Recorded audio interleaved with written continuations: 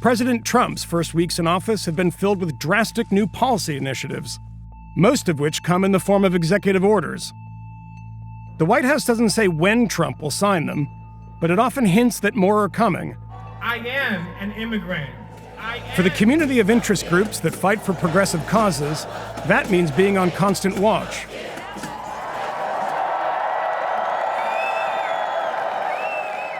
There's a famous episode of the Battlestar Galactica reboot where the Cylons, the evil robot villains who are intent on destroying the human race, have found the perfect strategy in their quest.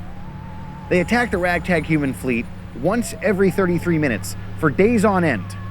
The humans get no sleep, they get worn down by exhaustion, and they live in constant fear. Trump's White House has moved very fast to implement the president's campaign promises. Every day there's a new executive order, and every day it affects huge sweeping numbers of Americans. A lot of people are happy to see the pace of change under Trump, but progressive advocates are starting to feel like that ragtag human fleet. Over the past few days, I've spoken to advocates from all over the minority community in this country. Advocates that work at community centers like this one here in New York. And they all say basically the same thing. They talk about sleepless nights waiting for the next Trump executive order that could turn their life upside down at a moment's notice. I've been trying to meditate in the morning, and I did it this morning. I sort of got up and for 20 minutes sat there and tried to clear my mind. Glenda Testone runs the LGBT Community Center.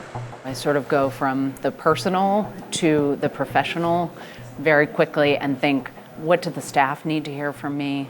They're feeling what I'm feeling. They're feeling scared. They're feeling, could this be the one that's targeting us?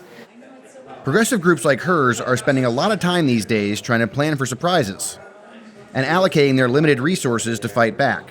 We made a decision that we really need to invest more resources in advocacy and mobilizing the community, raising up people's voices.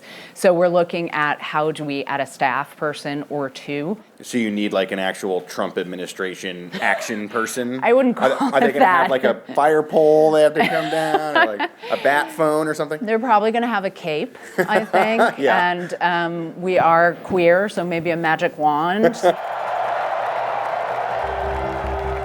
The refugee ban by the White House mobilized LGBT groups to hold a unity rally outside the famous Stonewall Inn in the Village this past weekend.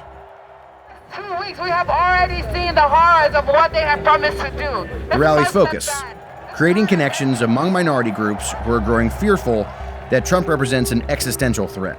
You know, the LGBT community is not just one thing. We're women, we're immigrants, we're Muslims, we're people of color. And so when these attacks are leveled against any community, they're leveled against us naturally and by default. Our community is here, we're here to fight, and we're going to make sure that equality and justice for all means equality and justice for all.